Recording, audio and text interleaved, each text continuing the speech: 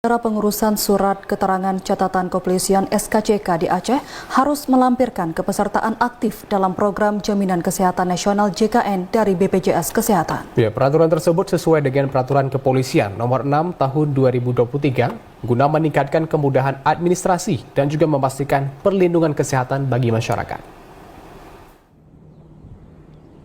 Sejak 1 Agustus 2024, pemohon SKCK diwajibkan menunjukkan kepesertaan aktif Program Jaminan Kesehatan Nasional atau JKN dari BPJS Kesehatan.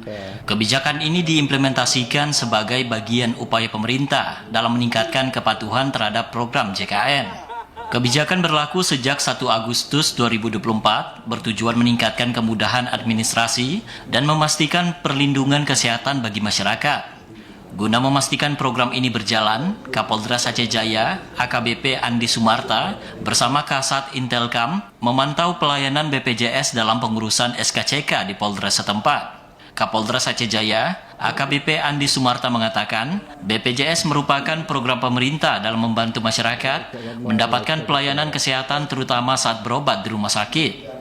Disebutkan bagi warga yang belum mengaktifkan BPJS bisa melakukannya saat mengurus SKCK dan diberikan secara gratis. Berdasarkan data yang ada, khususnya di Provinsi Aceh, peserta BPJS ini masih kurang.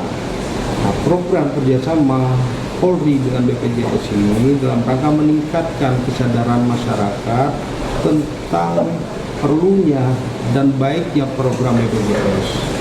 Sehingga ada perlindungan kesehatan buat masyarakat. Ini kaitannya kita dengan pelayanan di kepolisian, itu di SKCK maupun pembuatan SIM bagi pemohon SKCK dan SIM yang belum memiliki kartu BPJS, ya kita sarankan untuk bergabung menjadi peserta BPJS. Ini untuk melindungi mereka ketika terjadi hal-hal yang membutuhkan dana, berobat, dan sebagainya sudah tercover oleh BPJS.